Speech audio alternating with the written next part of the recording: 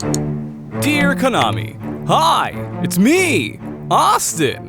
How's it going? Hey, remember when you guys used to make some of the most genre-defying classics of gaming instead of pachinko machines? Me too! In fact, lately I've been hooked on what is likely to be one of the last decent games you publish since you've decided to use your industry visibility and huge financial resources to turn yourself into a glorified slot machine stuffed into the corner of a sad bar for alcoholics who have given up on life. I'm talking, of course, of Metal Gear Solid 5: The Phantom Pain. When I picked it up, I had to make sure that it was the right game because for whatever reason you thought it was a good idea to make 2 Metal Gear Solid 5 games, one of which is a critically acclaimed, albeit terribly written ROM through Afghanistan and Africa, and the other of which is an overpriced proof of concept piece that lasts just over 30 minutes. I mean, you'd think price is an indicator of which is the real game and which one is the shameless cash grab, but I just can't trust anything these days. Anyway, I got it. The real one, Phantom Pain, and I'm gonna be completely and totally honest with you. This is my first Metal Gear game.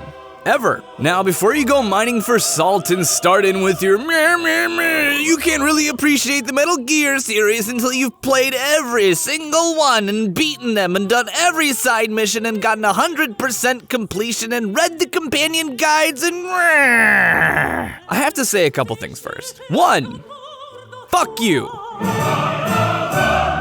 I only have a limited amount of time in my fucking life, and I'm not starting all the way back in the 8-bit era just to placate some kind of weird completionist fanboy attitude that keeps you awake at night struggling to drown out the nagging of the knowledge that not everybody has or ever will play every game lovingly crafted by your favorite person ever. Also, the old games look like ass. And number 2, I actually really like Metal Gear Solid 5. Sure, the plot is overblown and kind of bad and terrible, and yes, every character literally sounds like the same growly voiced person that's gargling various volumes and grits of sand while they talk, and yes, the game doesn't seem to be able to figure out if it's a spy thriller, an action TV show, or a Japanese horror film, but regardless, it is total 100% fun. I love sneaking around and coldly shoving a knife in the windpipe of any enemy who comes my way that isn't an expert in whatever skills I want, or conversely abducting them and taking them away from their friends and family to work at my forced labor camp of international thugs. Fun! And then of course, well,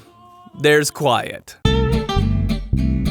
I know you know who she is. I knew who she was before I played Metal Gear Solid 5, and I'm sure you did too. Quiet is the super sniper badass assassin who is incidentally one of the first characters you meet in the game. She's called Quiet because she can't talk. Well, she sorta can. I could explain it to you, but the plot is just the worst. It's not worth it. Suffice to say, she has a nuclear weapon in her body that explodes if she ever speaks English. So she's earned the moniker Quiet. As you also may have noticed, she's basically naked. I could be wrong here, but I'm pretty sure sheer, torn tights worn over a thong with a complementing bikini top isn't the most efficient nor functional uniform for Cold War era counterintelligence operations in Afghanistan. But what do I know? I'm not a military engineer, I'm just a nerd who sits around all day poking fun at stuff people spend fucking years of their lives perfecting. Plus, I'm pretty sure Hideo Kojima has a good reason for this sartorial art direction. I mean, it's his job, after all, to conceive and write characters. And what do you know, there's an exposition dump in the game itself that explains it. She drinks and breathes through her skin, and gets her food from the sun. Because, you know, photosynthesis. Take that, SJWs, you were trying to criticize this choice by Konami to have a mostly naked female warrior woman, and all along, if they were to put clothes on her, she would starve, suffocate, or dehydrate to death. Shame on you! Shame for trying to kill this poor woman!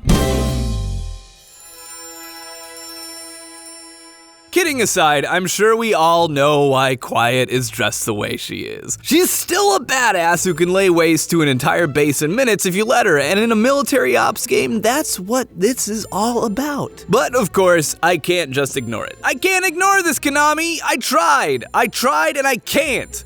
I have to. You could have just said, oh yeah, she's naked because we love tits. And we know dudes love tits because they're hopelessly hormonal slaves to their boners. You had the opportunity to skate free of this, but you had to justify your jerk-off material by some sort of science babbling gobbledygook. So you deserve the hell out of this. And I have to say, Konami/Kojima, quiet makes no goddamn sense.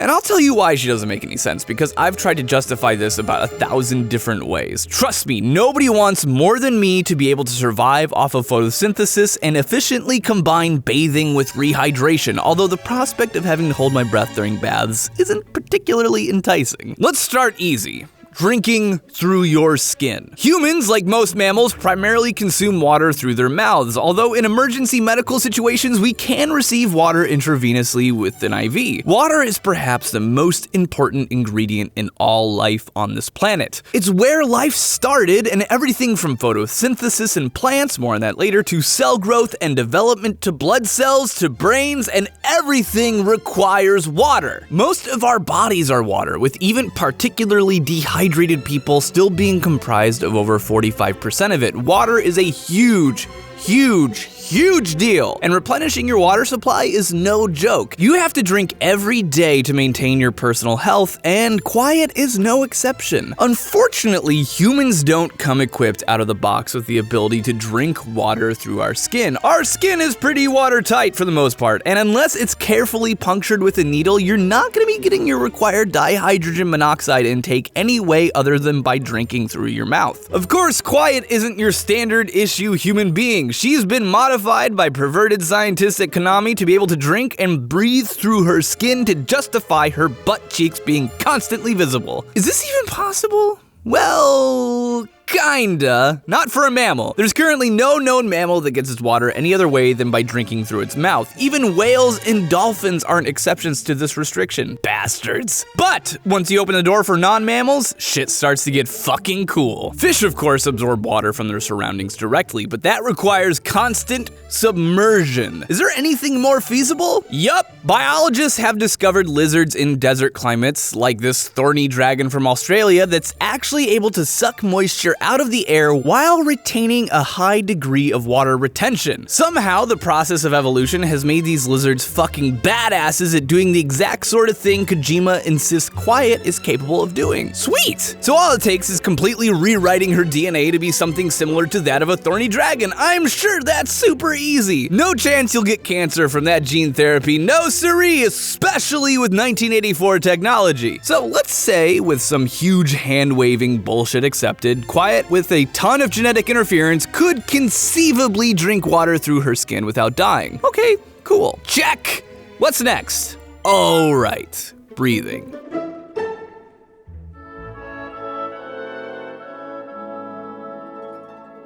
Cutaneous respiration is a form of breathing that utilizes the skin of an animal for atmospheric gas exchange instead of lungs. This is done through gases diffusing through membranes in the body, letting carbon dioxide out and oxygen in. Mammals, unfortunately, are basically incapable of sustaining themselves this way. We just need too much damned oxygen. We need it for all the running, jumping, and civilization building we do on a regular basis. On one hand, it's awesome because there's oxygen fucking everywhere, and relying on it heavily has allowed us to become the dominant species on the planet. The bad news, of course, is that this greatly reduces our ability to rely on other methods of respiration. That being said, believe it or not, we actually do engage in cutaneous respiration, although it's mostly in one direction. In fact, humans exhale or vent about 1 to 2% of their carbon dioxide into the air just through their skin. But never fear, because we're all about gene splicing this week. Salamanders from the Plethodonidae family actually don't have any lungs and breathe entirely through their skin, plus small, tiny clumps of tissue in their mouths. The big limiting factor here is physical activity, and to a certain degree, Quiet is in a bit of luck. As a sniper, she does spend a lot of time sitting around in one place. You see, oxygen is actually pivotal in the production of adenosine triphosphate, or ATP, and glucose, quintessential cornerstones in our body when it comes to doing fucking anything. Cell division relies on ATP, as does cell function. This is anything from brain cells to muscle cells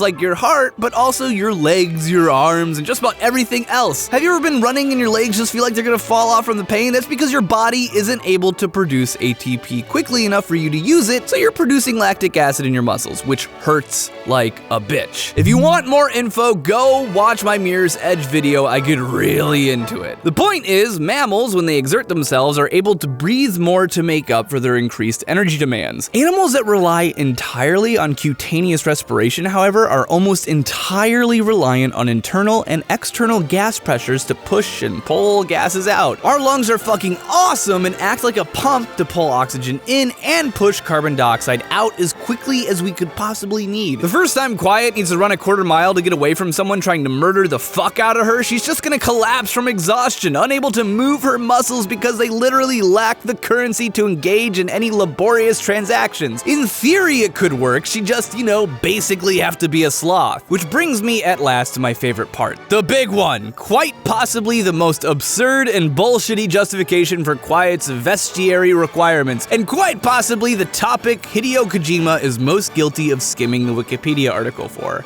Photosynthesis.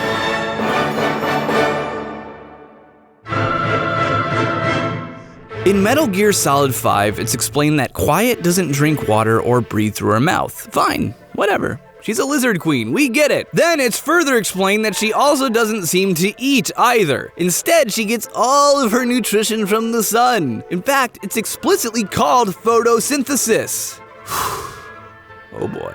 Photosynthesis is incredibly awesome. Without it, nothing we know on this world would exist the way it does. Millions of years ago, organisms realized that they could utilize two things our planet had in overabundance to get an edge over their competitors: sunlight and carbon. Carbon dioxide was one of the most abundant gases in our atmosphere back in the day, and early adopters of photosynthesis were like, oh shit, let's grab this and use it. Photosynthesis is almost like mammalian respiration, but in rewind, which makes sense since the waste product of photosynthesis is sweet, beautiful oxygen. The first thing that happens is light from our sun in the form of a photon slams into a plant at full speed. Cells called chloroplasts absorb the energy from these photons. Some of the radiation is reflected back though, primarily in the wavelength range of 495 to 570 nanometers, known to normal people as green. Nobody knows why plants toss green out the door. It could be on purpose, or it could just be a weird accident of evolution. In either case, this photon hits the chloroplast, which is filled with molecules of chlorophyll, inside of which is an electron, which absorbs this energy and gets excited. This is called photoexcitation. This electron is carted off somewhere to do some stuff, and the plant has to replace it, so it splits water molecules apart to steal an electron from the hydrogen in it, leaving lonely hydrogen ions in their system, and a pesky waste product known as oxygen, which is then bonded to another oxygen atom to form O2. Plants then dump this garbage into the atmosphere, where lazy mammals who don't know how to use the sun for energy like a productive species end up stealing it to go mountain climbing and build houses and design bombs. Plants then use these protons to create a concentration gradient, which essentially works as a pump to create ATP and NADPH, which is further used to turn carbon dioxide into glyceraldehyde 3-phosphate, which in turn can be turned into glucose, aka sugar, or cellulose for cell walls, or starches for long-term energy storage. So,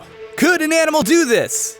No. Well, that's not technically true. There's actually a species of salamander whose babies actually coexist with algae while they're developing. This algae helps provide energy to the developing salamander, but by the time they're adults, the algae just fucks off. No other vertebrate is known to benefit directly from photosynthesis. Why not? First of all, ATP is produced in animals through aerobic respiration. Oxygen, we already got that covered. We take the garbage plants don't want and we use that to make ourselves even more badass. But there's more to it than that. Photosynthesis is an incredibly inefficient means of production. It takes a ton of time to build enough ATP from sunlight and water to put carbon together to form sugars and starches. It's just such a drag of emotional and physical energy, in fact, that no plant does anything anything even remotely approaching the complex motor functions or intelligent choice-making of humans, or even something as basic as what a shrimp does. Plants spend their entire lives sucking up water, nutrients, and sunlight just to store energy. Energy which eventually gets ripped away from them by a more active animal that inevitably eats them. These herbivores then do their own energy storing in the form of fat and muscle, which is then consumed by carnivores and omnivores, which are among some of the most aggressively active animals on our planet. Photosynthesis basically means you don't have the energy to do anything except fucking live. But it gets so much worse than that. You see, plants are about as simple as it gets before you start looking at single-celled organisms, and even then, just water and carbon isn't enough for most of them. Plants require minerals in order to become even remotely impressive. Trees, for example, require phosphate, nitrogen, and calcium to become as badass as they are. This is acquired from rocks and minerals deposited in the ground, and sometimes even from dead fish and still alive bugs. Trees are aided by a coexistence with a species of fungus that trades glucose, sugar, for the minerals they mine out of springtails and rocks. You know what a plant looks like when it doesn't have readily available minerals? Fucking algae! Just a pile of wet mush. And humans? Oh fuck, humans are way more complex and require way more bullshit to be awesome. First of all, we need a lot of calories, raw food energy, about 2,000 a day to stay active. We tap into this energy by releasing the chemical bonds in the food that we eat and harnessing it to do shit. Then there's proteins, the largest component of all of our body tissues aside from water. A protein is a large molecule comprised of amino acids. We're actually capable of synthesizing quite a few of these amino acids ourselves, but not all of them. Leucine, isoleucine, lysine, methionine, phenylalanine, threonine, tryptophan, and valine are all amino acids that we need to eat somehow in order to stay alive, and they're nowhere in water or the sun or the atmosphere. They're only in other organisms that can synthesize them. Then there's vitamins, organic substances that we just can't make ourselves at all. Retinol, thiamine, riboflavine, cyanocobalamin, ascorbic acid, chlorocalciferol, folates, and raw elements like calcium, iron, iodine, fluorine, zinc, magnesium, copper, chromium, selenium, cobalt, and molybdenum are fucking essential to living in various forms or another. And you know how many of these things are in the sun or water or air? Fucking none! Seriously, if you could create a person who survived off of photosynthesis and breathed through their skin, although why would they even need to? Just pick one! Photosynthesis is breathing for trees! Let's just say if you did, this person would still die. Humans are too complex, too active, and too fucking dependent on organisms further down the food chain to even hope to sustain themselves by any other method than eating them. And the final nail in the coffin is Quiet's color. She's a pale as fuck white lady. Color to us is created by light being reflected off of matter. Our eyes process this light and we see images. Plants reflect very little light, save for wavelengths in the green spectrum. The rest is absorbed and either used in photosynthesis or turned into heat. Quiet, by contrast, reflects over 70% of the visible light spectrum, which is the wavelength with the highest energy output from the sun on our surface. It's why we even evolved to see using this wavelength, and it's exactly why plants absorb light from this range, and it's exactly fucking why if Quiet ever actually existed in real life, she'd be dead as fuck. And there's not enough sexy torn nylon in the world that could save her. Quiet would die from malnutrition in days, weeks at best. So no, Konami, I'm sorry. Your little half-naked woman justification holds no water and no sunlight at all. Not that you care, I guess. You shooed Kojima's pervy little mind away anyway, and now it looks like the Metal Gear series is gonna be relegated to being the new face of the ever-growing pachinko industry. Rest in peace, Metal Gear. Sincerely, Austin. P.S.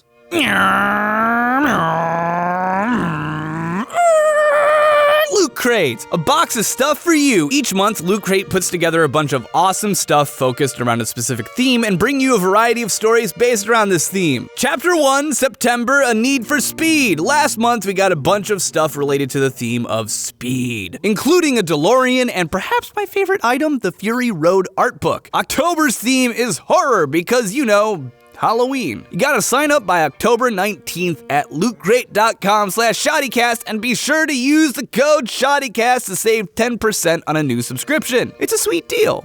Don't need new toys for your desk but need clothes instead? Sign up for Lootwear and get awesome nerdy clothing sent to you every month. Again, just head on over to lootcrate.com/ShoddyCast and use the promo code ShoddyCast for 10% off. Also, today I'm finally back in town and I'm gonna be streaming Metal Gear Solid 5 on our Twitch channel. Head on over to twitch.tv/ShoddyCast. Maybe I'll do a striptease for you if we get 500 people watching. Or I'll promise not to striptease. Whichever.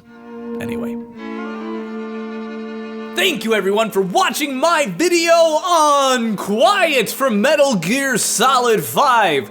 I loved making that episode. It was a ton of fun. There's actually quite a few stuff in the Metal Gear Solid franchise that I could take a look at, although Quiet is probably the most readily available one at the moment. But thank you for watching. I hope you liked it. If you have any other video game science questions, be sure to ask me down in the comments below, and I will try to get to them if I can. No promises though. I want to throw out a personal thank you to our Patreon supporters who make this show possible and every other show we do on the channel possible. You guys are the best. If you want to be a Patreon supporter, you can go on over to our Patreon page, patreon.com/ShoddyCast, and you can contribute whatever you'd like. If you contribute $3 a month, you get early access to episodes like this, and if not, whatever, just, like this video, subscribe to our channel if you haven't yet. That would be silly. Gotta do that, and yeah, I'm gonna go stream stuff. I mean, I'm recording this in the past, but I mean, I could act like it's the present. No, I record these, and they come into being immediately without me interacting at all, and it's really easy. I'm gonna go now. I'm gonna shut my pie hole.